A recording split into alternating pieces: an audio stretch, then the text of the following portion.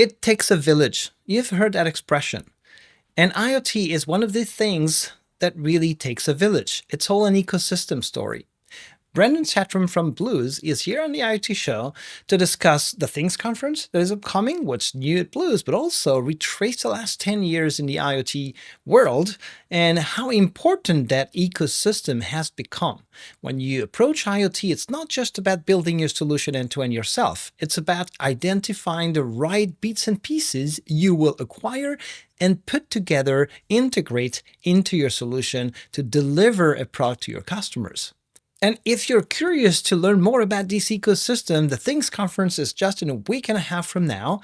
At the moment I'm publishing this video, and all the content, if you cannot make it in person, will be available online. Just sign up for the event, try and see the sessions, and next time try to join in person as well.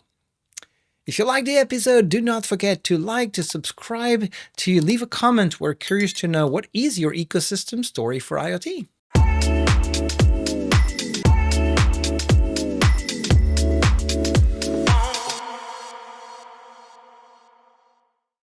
Hi everyone, this is the IoT Show. I'm Olivier, your host, and today we have Brandon from Blues to, revisit what's going on in the IoT world and how important ecosystem is for successful projects. Brandon, how are you?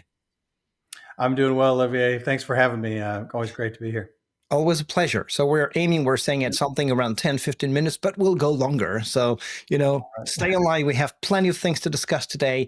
The main topic is around the upcoming The Things Conference that has a theme around, always had a theme about building the thing together. It's even more true as the event is extending its scope from being mostly and only about LP1 connectivity, more likely just LoRaWAN, to be about more of the IoT technologies. And Blues is participating, and it's known that Blues is not about LoRaWAN per se. It's about connectivity in general, right? And we'll discuss that. Before we get in there, for those who don't know you and don't know Blues, you have to tell me in a few words who you are and why is this company called Blues? Oh, great. So Brandon Satrom, I'm the Senior Vice President of Product and Experience at Blues. Been at Blues since early 2020. The company is around 6+ years old. Our focus is on solving the trickiest challenges around connectivity in the IoT. So specifically around providing hardware modules that decomplexify the biggest challenges around connecting disconnected things, as well as cloud services that marry that hardware connectivity piece into helping streamline customers' data flow into their ultimate cloud applications. So the way that I like to say it is that we build hardware and cloud services to solve that messy middle piece of IoT connectivity, the kind of thing that most engineers don't care about. They're trying to take their offline things, their sensors, their actuators, get those things represented somewhere in the cloud. And what they really don't want to do is manage all of that stuff in the middle that tends to be such a challenge to bring different hardware components together, make them securely connected to some cloud service and what have you. And so that's what we do. We started in the cellular space in late 2020,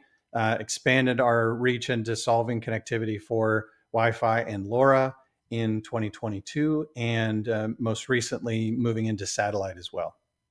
Okay, right. That's interesting. And you didn't say why Blues. Why the name Blues? Do you know? Oh, why Blues? Yeah. So our founder is Ray Ozzie, who has a long history in technology. He created Lotus Notes back when, was later sold to IBM.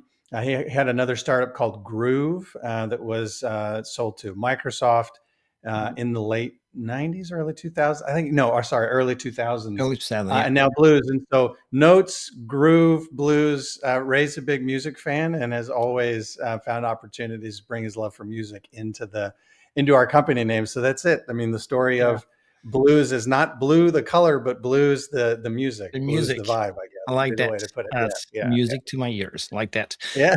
Next one might be, something around metal or something. Oh yeah, there you go. That's a good tell. It's gonna have a new Ray with long hair and just announcing a new stuff. Amazing. Yeah. So, interestingly, you were saying, and you in your language were already abstracting some aspects of connectivity. Like Blues Hmm. is offering seamless connectivity with cloud Hmm. services, and there's a Hmm. good reason for that. Things have evolved in the last 10 years. And like your Hmm. perspective on how they've changed from a world where 10, 15 years ago, IoT was about thinking about your custom PCB, thinking about the hardware, thinking about how you're going to connect things and secure and building your cloud services based on VMs and all the whole thing, right? And so it was Absolutely. DIY Right. all along. How have things changed Absolutely. in the last 10 years? Things have changed a lot, and it's been a bit of a pendulum swing, but a pendulum swing that tends to, I think, in many cases, be starting to find the mean, the low point, as opposed to swinging Mhm. continually back and forth. I think we've seen those moves. I mean, in the early days of being DIY, where you literally had your bag of parts and you had to source some sort of a modem. Your API for programming the modem was AT commands against the modem itself, whether it was a Wi-Fi module or cellular module, et cetera.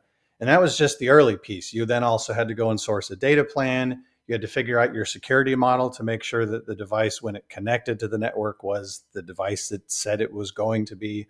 You had to build your cloud service, integrate that with your ultimate downstream solution. Everything was do it yourself, like you said, DIY Yeah. from soup to nuts. And so that ended up, I think, not only slowing down, but really stopping a lot of organizations from being able to even accomplish what they wanted to in this space.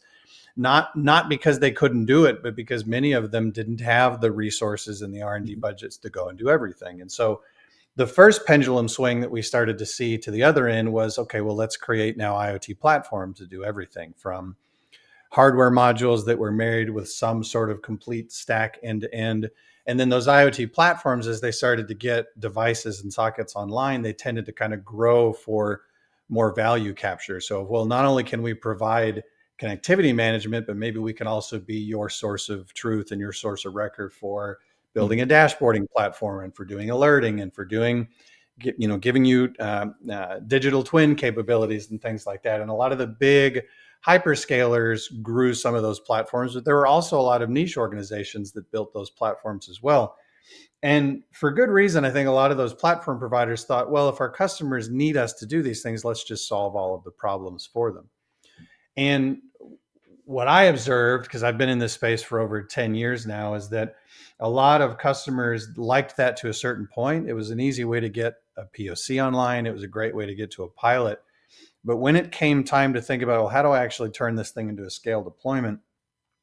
These all encompassing IoT platforms tended to be 80% of what a customer needed, but the Mhm. last 20 were either impossible to do Yeah. or required a lot of jumping through hoops in order to get there. And so, what customers ended up getting by selecting into an IoT platform was something that wasn't quite what they really needed. And so you would have, an ecosystem of consultancies that sprung up around that would try to shape these platforms into something else. But in a lot of cases, customers ended up abandoning those platforms, A, and B, not to poke any hyperscalers in the eye, because I won't name any names, but a lot of them realized that there wasn't a lot of value to be captured in these small, low power devices that weren't really sending a lot of data. It was Yeah. not really a ton of compute, which is how the hyperscalers measure the success of their business. The raw sockets didn't really matter much. And so there was a de-investment in a lot of those platforms simultaneous to customers saying, yeah, this isn't really what I need. And so the pendulum did swing a little bit back more towards DIY. Well, if I Mhm. can't buy a platform, then I need to build it myself. What I'm seeing now in the course of the last 12 to 18 months, and I think will continue, is that the pendulum is swinging back, but it's not swinging back the other way. It's swinging sort of more towards towards the middle, and where customers are seeking a collection of complementary solutions that help them solve their problem in critical pieces. And at the same time, organizations, and Blues is one example, that aren't trying to solve the whole problem. They're Mhm. just trying to pick a piece that they're good at and solve that. So in our case, it is connectivity. It is helping sort of be that device to cloud data pump for customers, and then finding partners, finding other organizations in the ecosystem that we can point our customers to, that we can partner with to help solve the whole stack of the problem. Yeah, definitely. I remember when I was at Microsoft and we're working on IoT Central. You don't want to name names, but I'm going to name one. Okay. Um, and I think there's like part of the conversation around the de-investing in the tinier embedded devices from the hyperscalers perspective, which yeah, it's a reality. And the reality is also that they don't know how to do it. I mean, I've been Sure. hired by Microsoft at the a long time ago because I was Hmm. an embedded developer to Hmm. bring embedded knowledge, understanding, and so on at Microsoft. And when I joined the Azure IoT team, that was to own the open source SDKs for devices and to engage with embedded developers. So there was an intention of being appealing and being relevant for that audience, and try to do, as you were saying, the end-to-end story with things that were wrapped around a nice SaaS application that IoT Central is. But as we're saying as well, it's 80% of the scenarios that might eventually, not even from my perspective, be served by such end-to-end solutions that Hmm. really hide all the complexity. But that's a big black box, and that's hard to. It's something that is really hard for customers to grasp because they will need to have custom things happen. Right. And so that goal of hyperscalers of, as Alistair Fulton is saying, trying to leak all the cookies, at the beginning Hmm. of the IoT platforms era, or trying to do Hmm. everything, didn't really pan out and work. But Yeah. today, I would argue that you have different companies addressing different areas of an IoT solution, but still, all customers need different versions or different parts. Like typically someone might need to just have connectivity, but someone else might say, I need connectivity, but I also need a solution for device management on top. And or I need connectivity, but my device is not always on site, it's moving, and maybe sometimes it's not at reach of a Wi-Fi network or of a Right. cellular network, right? So and Right. how do we help them figure out which solution of all these more granular ones out there should they pick, right? You need that ecosystem. You need to have these Absolutely. partners, these people like me, people like you, people who understand that end-to-end picture to guide them in that maze, right? Absolutely. And it's true for us even in connectivity, right? Like we provide connectivity modules starting with cellular, but we don't function as a mobile virtual network operator. So we have a partner that provides cellular connectivity. When we rolled out our LoRa note card, we partnered with the Things Conference to be our LoRaWAN network server. We weren't going to build our own LNS. It felt to me outside of our core to go down that sort of a path. And so Yeah. when we went into satellite last year, we started by partnering with Skylo to provide NTN satellite capability because, again, there are partners that do the network backhaul piece really well. What we want to provide is the leading edge of the hardware module to connect to those networks, and then the cloud service to unify all those disparate networks and sockets into something that a customer can use to then, again, get that telemetry data Yep. ultimately into their cloud application. And even in that case, it still requires an ecosystem, a network of providers. We would be, I think, remiss and offer a subpar product if we tried to tackle any of those things ourselves. And so Yep. it's been from our DNA from the beginning, recognizing that it really does take a lot of us working together to enable customers to actually do the thing they've been wanting to do for 15 years, which is to build connected products, to make Yep. their disconnected things alive, online, aware, visible from a distance, and intelligent. Yeah. So, Brandon, in that context, we say it takes a family, but Hmm. when you work with family, there's a level of trust that is already established. How do you, Hmm. as a vendor, will provide a solution that will be key to a customer solution? Like if Blues fails, you know, all the customers would decided to go with Blues in terms of connectivity, they're screwed, right? If Blues doesn't Hmm. work or Blues goes away as a company, how do you build the trust? What kind of guarantees are you able to bring in the conversation to a customer for them to say, oh yeah, that's the partner I need to work with? And it's true for Blues, but it's true for others in different areas of the IoT story, right? Oh, sure, sure. And absolutely, in the early days of the IoT platform expansion, the hyperscalers getting involved in that space definitely created almost built-in trust because these were all organizations like Microsoft, like Google, like AWS that you could bet that they're probably still going to be around. Now, I think we've all learned since then that just because a large company has a platform doesn't mean that they won't decide to pull money away from that in the future. So that was not quite the safe bet that I think people thought that it would be. But in the case of startups, in the case of any of us in the space of vendors that are offering solutions, and we've even seen some changes in, organizations like uBlocks that have moved away from some of their NB-IoT business and end of life a lot of their products, is that you are making a bet, and you are making a bet that you're going to have the right model that's going to sustain you for the 5-10 years that you want to actually have a product deployed in the market. And so for us, part of how we give our customers assurance, even as a startup, is by pointing to the fact that we have partners, core partners on the network connectivity side, that have been in business for a long time, that are not startups, that are committed to operating in this space, and have given us sort of the ability to pass through assurances that their sockets will remain alive on the network, Mhm. regardless of what happens in the future. Now, obviously, we want to have a long life, and we want to be quite successful as a company. And we also recognize that when a company is betting on us, that we need to be able to provide to them.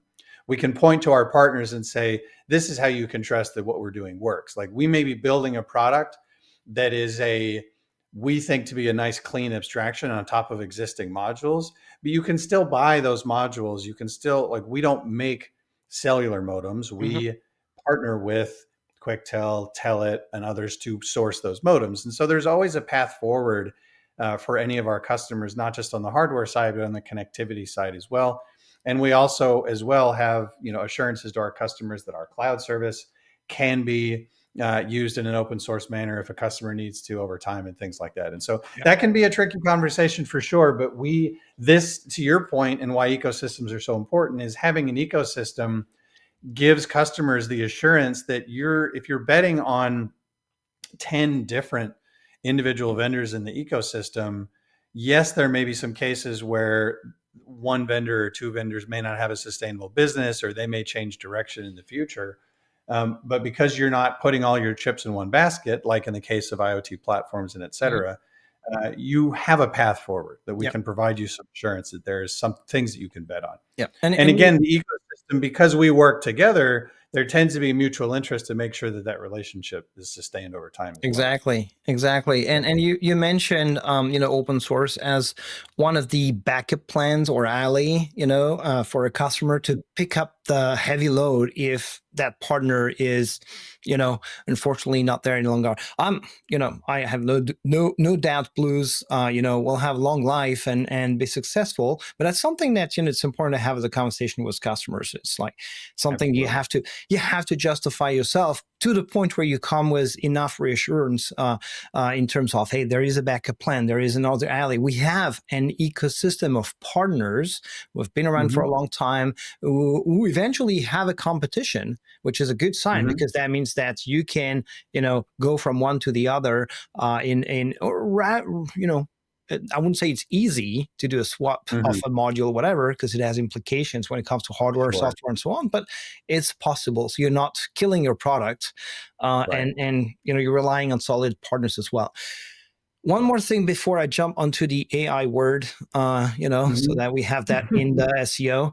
But Mm-hmm. actually, we have an interesting conversation on AI.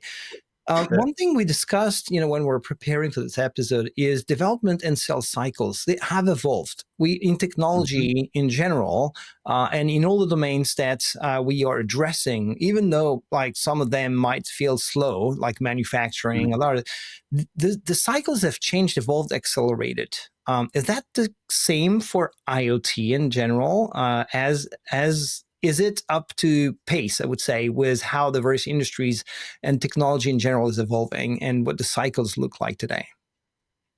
I think aspects of the cycles have for sure accelerated. And I think that as long as we understand in this industry that if your baseline is SaaS, if it's selling pure cloud software, then we'll never reach that mythical, wonderful point, because selling seats and access licenses to a cloud platform is purely different than starting from zero and deploying some connected thing, right? The existence of hardware in any large scale deployment is always going to, just by pure physics, slow you down at certain places in the process relative to deploying software across infrastructure that's purely just SaaS seats and licenses and whatnot.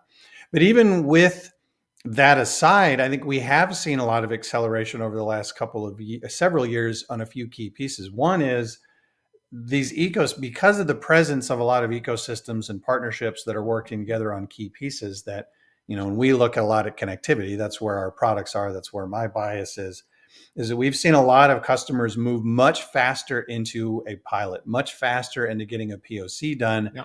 Because again, if what you had to do previously was find a modem, figure out how to send the right AT commands to that modem, get a data plan, stand up some prototype cloud service, that you were talking about weeks or months just to see proof of life in a product. Yeah, I And remember we have project where it's just like, hey, we have a bit in the cloud. we Yes. exactly we sent bytes over the network, and that's it. It's literally just an ACK, right? Yeah. And we are at a place now where you can do something meaningfully in days rather than weeks or months, because of what Blues provides, because of what partners of ours like DataCake and Losant and others provide on the cloud dashboarding side. You can get something that you can turn around as an engineer. You can build something that you can walk to your CFO or VP of strategy or CEO within days and basically say, look, I took our machine, I took this drill press, this boiler, what have you. I'm reading data off of it, and here's a dashboard, and this is real. And you can do that in days now. Mm-hmm. And you can start to get to that point of, well, this is great. Could we do this now for 10 or 50 or 100? And obviously, every time you hit one of those break points of like POC to pilot, now dozens or hundreds of these things, then into scale, there's a different set of things that you have to ask. And you're sitting back and you're saying, okay, how do we run this economically? What is our BOM cost of volume, et cetera? And those real aspects of deploying a physical product will always be there. But because we've been able to move to proof of life and proof of value so much faster, that I think it really has compressed a lot of those cycles, because then at that point, it's no longer a question of can we, but it becomes a question of should we and how. Mm-hmm. And the fact that you can get to that question now in days or weeks instead of months or years means that everything else is unblocked. You can start to have those very meaningful conversations. Yep. There's more opportunity. I think that even beyond that, what we're learning is that a lot of customers, that when they look at Blues and when they look at connecting some disconnected thing, they might have a fleet of trucks, or they might have thousands of refrigerators deployed across some geography, that they have machinery, they have a physical thing that they're managing, but what they haven't ever done before is done the connectivity piece of this, is taken that thing, built the cloud service, done the R&D to get it all connected. And so many of them, because they're doing IoT for the first time, there's a lot of things that they're not thinking about, they're not asking, they're not cognizant of until they get past that proof of life. Mm-hmm. And so what we see in terms of opportunities for us all in the ecosystem in the future is to, at the very beginning, start to ask our customers, what are you trying to accomplish? Why are you doing this? Like, how will this create value for you? Is it valuable because you save money, or is it valuable because you are trying to turn your thing into a services business? And so we find that having those conversations earlier means that there's even more opportunity for organizations to move faster in the future. Yep. Yeah, definitely. Another conversation I'm sure you're having with customers, connectivity is facilitating a lot of things, right? Sending telemetry data of devices to have visibility, sending commands down to the devices or to the infrastructure assets, whatnot, to remotely control them. More and more, we're seeing two aspects of connectivity that or two aspects of IoT that require good, solid connectivity, and sometimes continuous, or at least resilient connectivity. One is, device updates for pushing updates, firmwares, whatever, and keeping security, something that is at a high bar and not your infrastructure, whatever, exposed to threats. But the other thing is AI. Now we know that hardware is capable. Hardware at the edge on devices is becoming more and more capable, and technologies to optimize ML models and put them at the edge on these devices have evolved as well. So you can really shrink down models that will run on these tinier devices. How does that impact Blues in general? And what do you think, how do you think it impacts the entire IoT ecosystem play? ML is hard.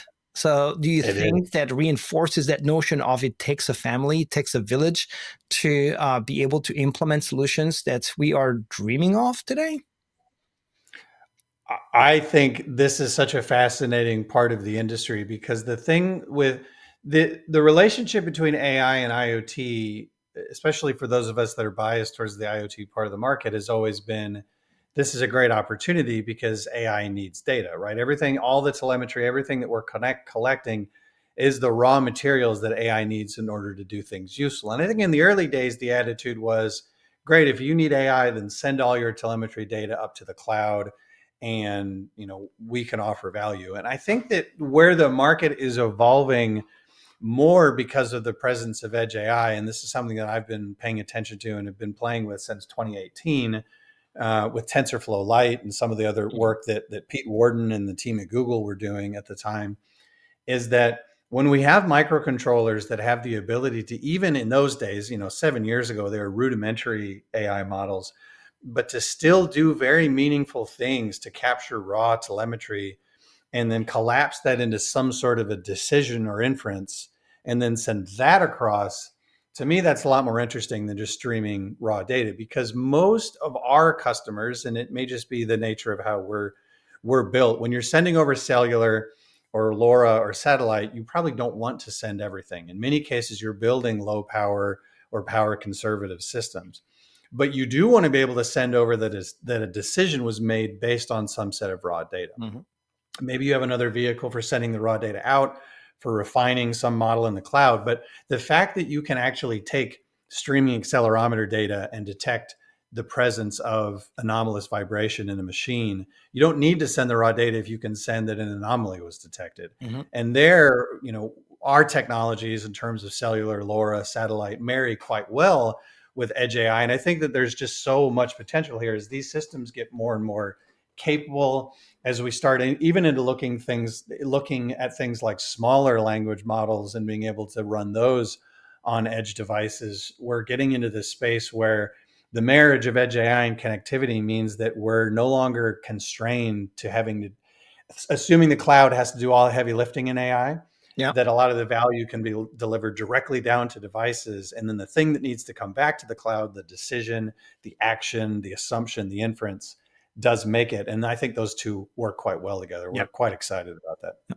But it extends the ecosystem, right? Because It does. Mm-hmm. before you needed to have someone to help you with the hardware, someone for the firmware, someone. When I say someone, might be Mm-hmm. a team, right? Someone's Right, right, and right. someone for the embedded software, someone for connectivity, someone for the cloud app connectivity part, someone for the web app that accesses this backend resource. Now you need Mm-hmm. data scientists. You need people who are Right, able to, in that world, optimize the models. It's right. it's you're extending. We're basically extending the ecosystem in a very dramatic way. I like to say that Absolutely. IoT is basically the extension of everything out there. Because when you have a Mm. mobile app that serves a certain purpose and a service, at the far end you're going to have something that senses the real world, right? That allows people to interact with it and so on. Yeah, And yeah, but that's yet another part of the ecosystem that we're adding on top. So and even mm-hmm. we're adding to the complexity of I say IoT, but it's like all applications that IoT is part of Absolutely. by Right. bringing AI, right? Yeah, yeah, I completely agree. So, Brandon, we're reaching the end here. That's in the context of the Things conference is coming soon. It's going to Mm-hmm. be like in a week and a half. Like I think I'm going to try and publish an episode real fast now. And so as I like to do is I like to ask you to tease a little bit what's going to happen, what's going to be announced, what's going to be discussed at the Things conference from the Blues perspective. No, great. Yeah, happy to do so. And always excited about the Things conference. You said at the beginning that the conference has expanded its scope into more of the ecosystem, and I'm really excited about it. We have been sponsors and partners of the Things conference since 2021, and I remember when we first went in person in 2022, there was a little bit of, oh, you guys are cellular. What are you doing here at this LoRaWAN show? And at the same time, we talked to so many people that they weren't there because it was an LP WAN event. They were there because they were builders looking to see that ecosystem grow. And so to see that Venke and Johan have really expanded the reach of this into being what the preponderance of developers, builders, product managers, those folks in the space are really looking for, which is the ecosystem coming together. And so we're really excited about that and getting to see that manifest this year. And for Blues specifically, where we continue to focus is on connectivity. I mentioned starting with cellular, moving into Wi-Fi, LoRa, and then satellite in 2024. And what I am going to spend some time talking about, and what we'll demonstrate in our booth and whatnot, is that we really believe that as it has become easier for developers to pull in modules that add connectivity to a solution, that we're starting to see a preponderance of solutions that are actually multi-radio, where you have a customer that is starting with Wi-Fi as their baseline, but they have to fail over to cellular, or they're starting with cellular for a tracker, but they hit spots, like a logistics company that hits spots where they have to fail over to satellite. And in a multi-radio solution, what tends to happen is we're almost back to the beginning of the pain of building for connectivity, because now your firmware, your hardware engineer has to build a product that supports multiple radios, which in and of itself is a pain. Those multiple radios have to be carrier certified. And the firmware engineer basically now is spending most of their time managing state machines between the radios to get connectivity to the network. And so our model as a company has always been to abstract away connectivity, not just by making it easier to connect to cellular, but by also being able to support those fallback and failover modes across radios. And so what I'll be talking about and demonstrating at the show is really this promise of using the note card, using some of our companion products, and being able to deploy solutions that are cellular, Wi-Fi, and satellite enabled, all in one module or all in one design that sort of abstracts away the pain of state machine radio management and fallback, so that what you're doing is specifying, I want to connect to cellular, but when I have to fail over to this and only send this subset of data, so I'm respecting smaller byte sizes to switch to satellite or something along those lines. And that's something we're excited about because our customers are excited about it. It actually makes it possible to design for satellite or design for LoRa or design for cellular without having to worry about giant bills, subscription commitments, paying for access to a network even if you're not using it, and things like that. And so that's going to be the input. That'll be sort of the thrust of what we talk about. And I'm excited to sort of do that in the breadth of just the larger ecosystem coming together, because the Things team has a great set of partners, media partners, ecosystem partners. There's going to be just a great number of folks there, and we can't wait. Yeah, and that's going to be fun. That's going to be fun. Yeah. Like, I always go there thinking, hey, I'm going to see all my friends from around the world. Everyone talks IoT. Everyone understands each other. That's a great place to be. I love that. Brandon, thanks a lot for your time today. Lots to unpack in this conversation about ecosystems and how important they are for IoT to be successful. I really appreciate your time today. Thanks, everyone, for tuning in as well. Thank you, Olivier.